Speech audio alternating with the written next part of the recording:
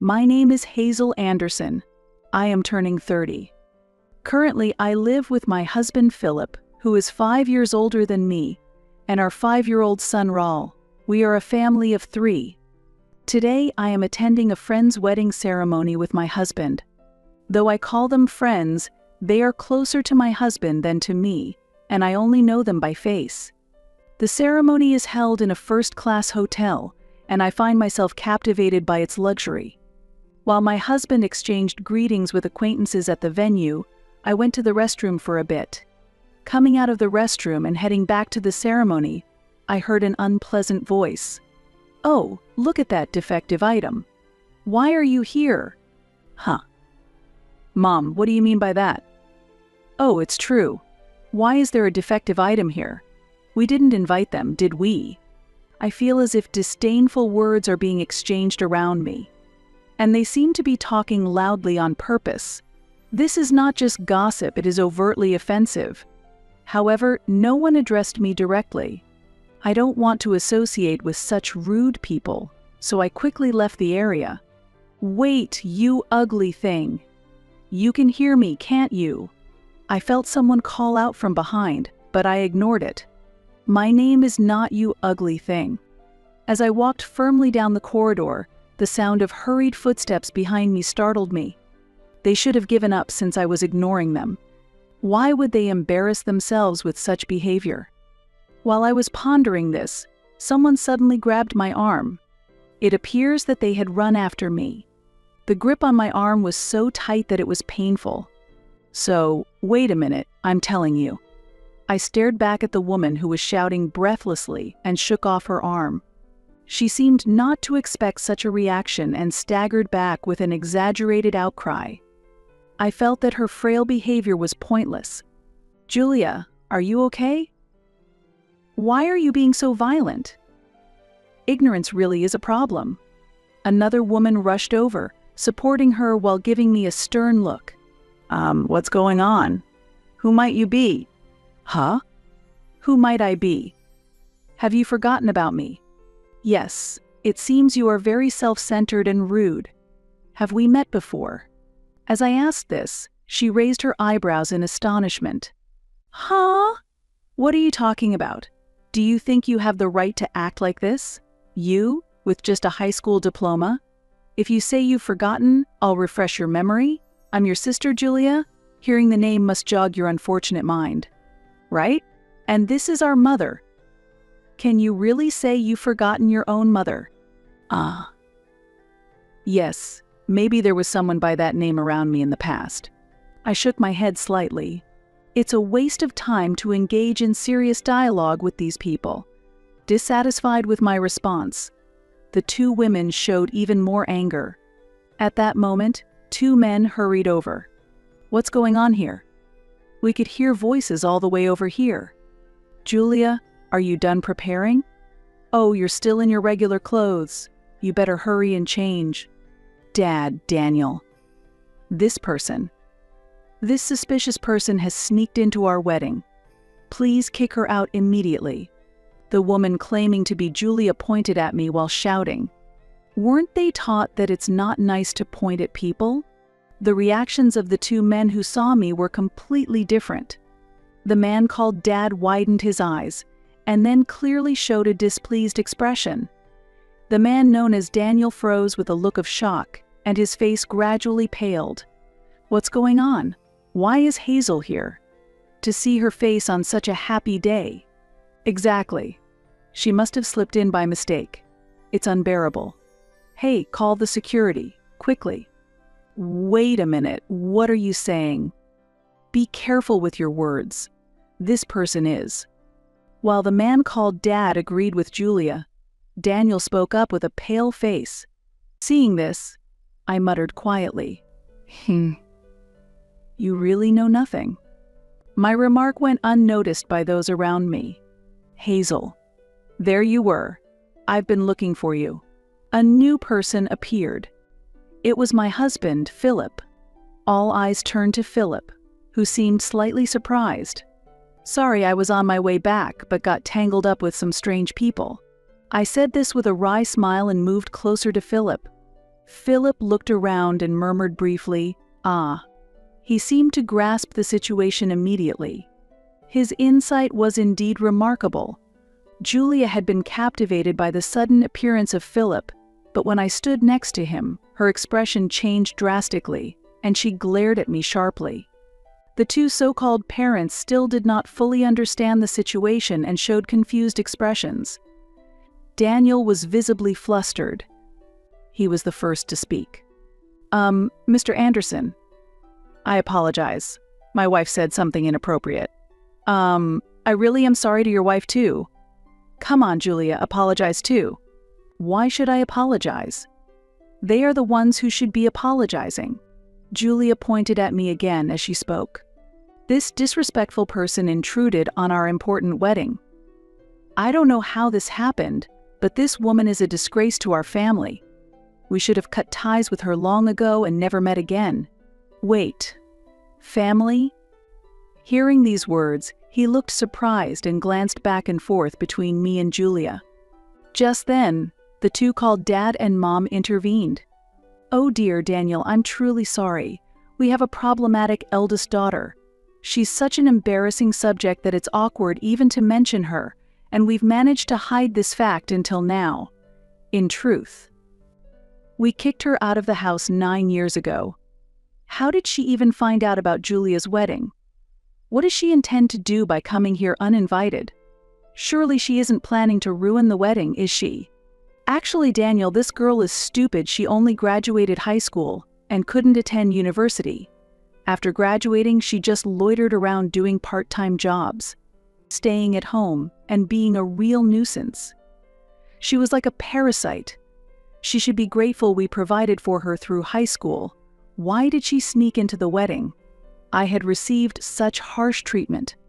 Yet, I had long severed ties with this family and effortlessly brushed off all their insults. These people were, in fact, my family. At least, that's what the family registry stated. However, my parents doted on my sister, who is 6 years younger than me, and had neglected me from the time I began to develop my own identity. My father's family has been producing doctors for generations, and our home was a clinic.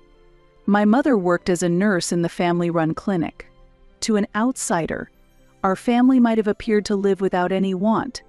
However, the reality was a home filled with toxicity. I remember trying hard to earn my parents' love when I was young, but I gave up all expectations from my family because the reason for favoring my sister was incomprehensible to me. She was deemed attractive, and I was not. Fortunately, although it might sound odd to evaluate myself, I was intelligent and excelled academically. Therefore, I focused on my studies with the goal of leaving home early. During that time, I felt like I was acting the role of the defective elder sister in the family. Listen, I won't allow you to go to university. You are inherently a defect. There's no way you could get into university. Start working immediately after high school graduation, become independent, and contribute financially to the house. It's thanks to us that someone as unattractive as you could grow up at all. You owe us a debt of gratitude. That's right. You never seem grateful. As for college expenses, we might consider it for Julia, but there's not a single cent available for you. You will spend your life serving us. Even if you do get a job, it won't be anything significant. This is what my parents told me during my senior year of high school. By the way, this conversation was recorded at the time and has been preserved to this day. During my high school years, I recorded almost all of the verbal abuse and irrational behavior from my family. My sister Julia, seeing the consistent behavior of our parents, also scorned me and always tried to assert her dominance. I will become a doctor and take over Dad's job in the future. I'll work hard enough for the both of us, since my big sister can't. Oh, that's so nice to hear. Yes, learn from her failures and do your best. Don't worry, Julia, you can do it. Yes, we will support you fully. Unlike your sister, Julia, you are truly our pride. They would have these kinds of conversations blatantly in front of me. It was like something out of a play. After graduating high school, I worked various part-time jobs for about 3 years. I still lived at home, technically. They said I was a nuisance, but they wouldn't allow me to leave on my own terms because they wanted to use me as it suited them. However, I had secretly rented an apartment. Although my family continuously told me, "We won't forgive you if you do this. We won't allow you if you don't do that after becoming an adult," I realized I didn't need their permission anymore. Of course, there were complications like needing a guarantor for certain things. By the way, I intentionally reported less income from my part-time jobs, so the amount of money demanded by my family was minimal. Additionally, I began investing and gradually increased my savings. When Julia was preparing for her high school entrance exams, she used the convenient excuse that she couldn't concentrate with me around, and I was kicked out of the house. My parents seemed to assume I would eventually return, but for me it was a perfect opportunity to become independent. It must have been a surprise for them that I, who was belittled as incapable of doing anything on my own, didn't return. However, that soon became irrelevant to them. As far as my parents were concerned, having Julia was enough. 9 years have passed since then. While lost in thought alone, I overheard an escalating argument between Julia and a man named Daniel. In fact, today was their wedding day. So, they are now married. Though my sister's name might have been on the invitation, I took it as a mere coincidence and didn't give it much thought. My interest in this family had already faded. Why are you taking her side? I've been saying all along that she's suspicious. Just her being here spoils the mood. Kick her out quickly. Look, I've told you several times I invited these people to the wedding. You checked the invitations with me, right? They've already checked in. They're official guests. So apologize for what you said earlier. Daniel pleaded. It's worrying that such arguments are happening just before the wedding. At that moment, my father suddenly said with a surprised look, "Wait, isn't he the son of the head of Anderson General Hospital?" My mother also expressed surprise. Anderson General Hospital, the famous one? The son of the head doctor. My sister's husband, Julia, echoed their surprise. Amid these stares, Philip introduced himself. "Nice to meet you. I'm Philip Anderson. This is my wife, Hazel," and greeted them with a smile. Philip's parents are distinguished doctors who have managed a hospital for many years. Philip himself is being groomed as the talented heir apparent and is passionately studying medicine. Hearing this, my parents' eyes widened in amazement. Suddenly, my sister's husband intervened. "It's unbelievable, but to think that the wife of Dr. Anderson is my wife's sister. Can such a coincidence even be possible? That means we are relatives now?" he said, unable to hide his surprise. "Dr. Wells, I apologize for any trouble my son may have caused in the past," I continued, cutting off his remarks. "My sister's husband, Daniel Wells, is a doctor and works at a university hospital. I had just taken my son to him recently because he was feeling unwell. But that's the extent of our connection. Philip has had professional ties with doctors, and it seems that Wells respects Philip greatly. How's Raul feeling now? From what I diagnosed, he should start receiving treatment immediately. So I suggest you take him to get tested and hospitalized at my hospital." Daniel kindly made that offer, but I replied, "Actually, we've decided to see another doctor for a second opinion. It's important, you know." He couldn't hide his surprise at my response. It seemed that Daniel was attempting to treat my son as a special case, but I was uncomfortable with the idea of my child being seen as a profitable object. Therefore, I gently declined his offer with a smile. Suddenly, a mocking laugh echoed through the air. "Why are you behaving like that? Are you trying to compensate for being a high school graduate by marrying a doctor? Are you stupid? Marrying the heir of a large hospital doesn't elevate your own worth. Your education remains the same. And your thinking is too shallow. You really have a child? Poor kid, having you for a mother," Julia criticized. "Hey Julia, please stop. We're family. Why do you keep saying such things?" Daniel tried to mediate quickly. However, my sister glared at his words. She seemed unshakable in her righteousness. Suddenly, Philip spoke to me. "Hazel, are they really your family?" he asked doubtfully.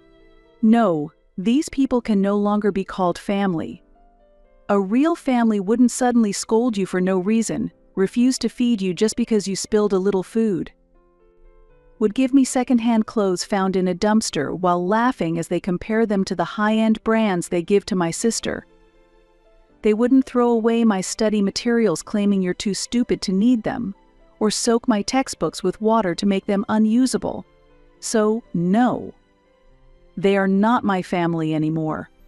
True, a real family wouldn't strip you naked in the winter cold for not lending a book to your sister, or lock you in a hot shed in the summer. They wouldn't silently sell your belongings or tell you directly that you're expected to labor for a lifetime. People in our town have noticed the clinic's unfair treatment of the siblings, suspecting abuse, and they don't want to take their children there. It's actually surprising that no one reported it when we were kids. Now, despite their business suffering, they fail to realize that they are the cause of it. This shows just how severe it is. During our calm exchange, when the cruel acts of my past were revealed, Daniel was shocked. My parents were equally stunned to find out I knew their clinic was struggling financially since I had left home. This information was unearthed by my in-laws, who deeply sympathized with the hardships I endured and felt even more outraged than I did. Philip also harbored similar feelings, and they had been investigating my parents' clinic, potentially to use it for revenge. Stop it. Stop lying. We didn't do any of that. It's your fault for being a failure.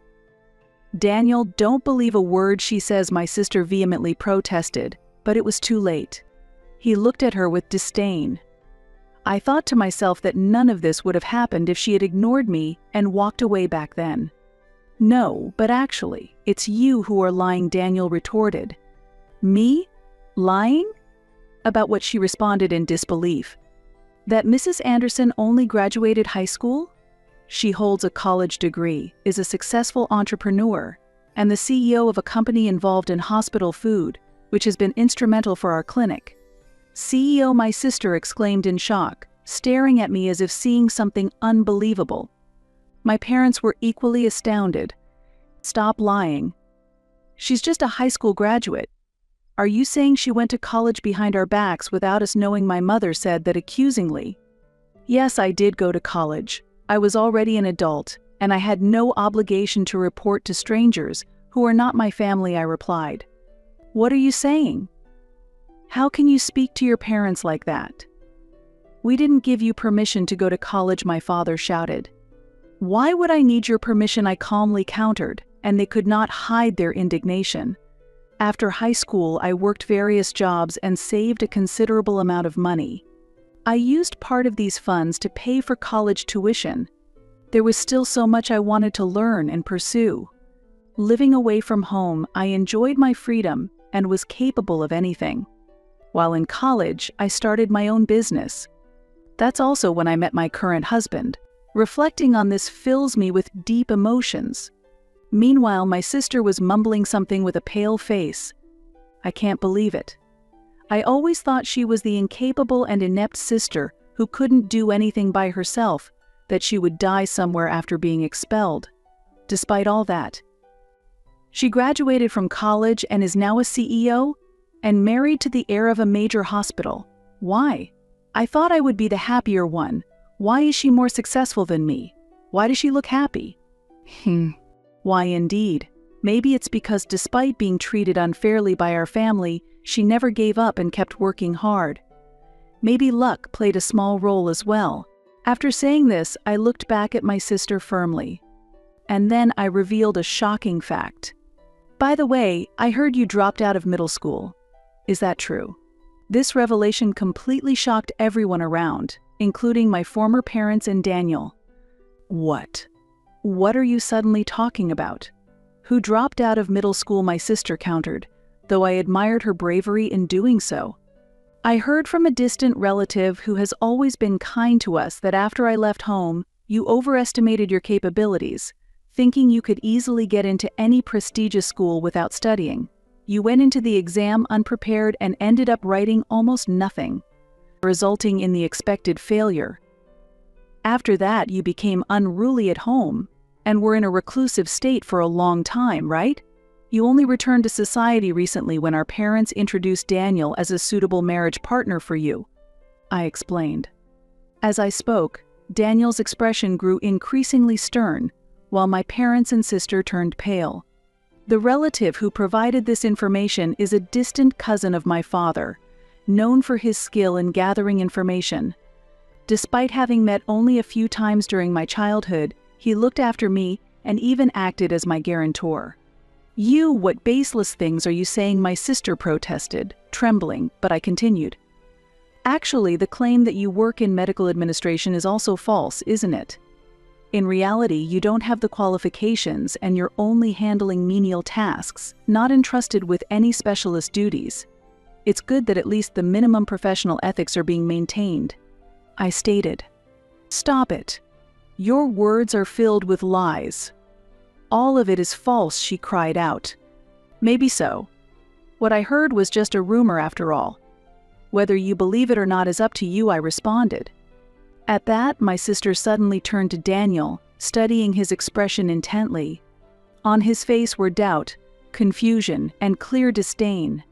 "Julia, you previously told us that you graduated from a prestigious women's university, held qualifications, and were supporting your family's hospital. Are you saying all that was a lie? Falsifying academic credentials to deceive people is clearly fraudulent. Have you deceived me?" Daniel asked pointedly. "No, Daniel. Don't just take her word for it. You're my husband, you should trust me," she pleaded. "Then, please name even one professor from the university you claim to have graduated from," he challenged her directly. Clearly flustered, my sister struggled to respond. "That's not relevant right now." "Is it really not? Well, let's call a professor from the department you claim to have attended right now. This professor is also a family friend of our parents and has a very close relationship with our family," Daniel proposed, ready to unravel the truth once and for all. As he declared this, Daniel calmly picked up his smartphone. "Please stop. That's not necessary. Daniel, if you trust me, that's enough." Oops! Suddenly, Julia snatched the smartphone from Daniel's hand and forcefully slammed it onto the floor. "There's no need to check, just believe me." Driven by anger, Julia slammed the phone to the floor and then mercilessly stomped on it multiple times with her high heels, completely destroying it. Her expression at that moment was distorted with rage, resembling the face of a monster. This scene greatly shocked Daniel, and the people around were stunned by her sudden action. My parents tried to calm Julia down, but her anger seemed not easily subdued. The commotion caught the attention of other guests and the venue's staff, who gathered around with concerned looks. The venue momentarily descended into chaos, with a very intense disturbance unfolding. Despite being there, I felt as if it were happening to someone else. I could no longer feel a familial connection with my sister or those present. For me, my family now consists only of my husband and son. "Shall we go home? I think we've done our duty here," I suggested to my husband. Philip looked a bit surprised and asked, "Are we finishing up already, Hazel?" I replied with a calm smile. "It's okay, let's go home. Oh, and let's stop by the cake shop at this hotel on the way back and buy some delicious cake. There's one that's been very popular recently." "Hey, that sounds like a good idea. Let's pick up a cake on the way home." Philip agreed, and we left the venue with a light laugh. Later, I heard that Daniel was involved in a lawsuit for making false diagnoses to patients and charging excessive medical fees. Following this, my former parents, finding themselves in a dire situation, sought my support.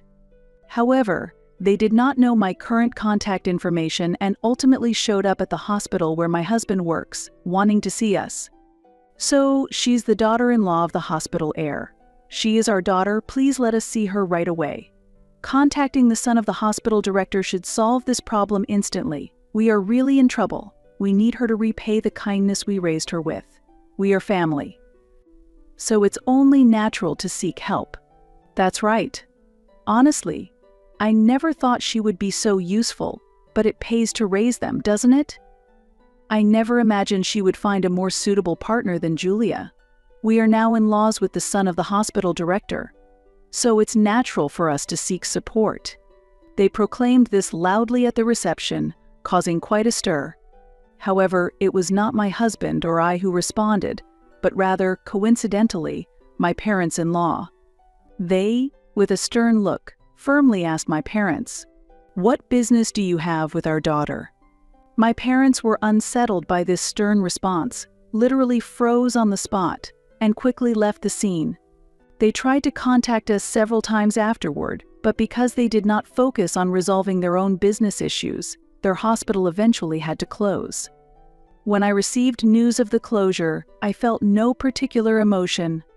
Instead, I felt a sense of relief that they had reaped what they sowed. I thought it was one of the most refreshing moments. Later, I heard that Julia and Daniel had gotten divorced. It was astonishing that their marriage had lasted even a few months. The lawsuit Daniel was involved in and his subsequent dismissal from the hospital probably dealt a fatal blow to their relationship. Julia seemed determined to surpass my happiness and find greater joy, but she continued to make poor choices in the process. As her first step, she secretly started having an affair with a much older, married doctor, hoping to find a more advantageous position for herself. However, this affair soon came to light and escalated into a significant issue when the doctor's wife demanded compensation. Desperate, she sought help from her parents to resolve the situation, but they quickly disowned her, labeling her a disgrace to the family. I have no certain information about what happened to her afterward, but she had failed her high school entrance exams and as a result, had lived reclusively at home for a long time. Living a life isolated from society, she unknowingly started working in the night world, facing hardships that eventually led to health issues and ultimately homelessness. Hearing these stories, my interest in her gradually diminished. Meanwhile, as retirement approaches, my former parents struggle to find positions as doctors or nurses, but it seems no hospital will accept them due to their long-standing bad reputation. This is likely a consequence of their ruthless treatment of me in the past. Now, they are no more than people from my past, and I no longer have the capacity to devote time to thinking about them. Regarding my son, fortunately, after examinations at another medical facility, he no longer needs to be hospitalized, and his condition has significantly improved with proper medication. I will continue to do everything I can to protect my family,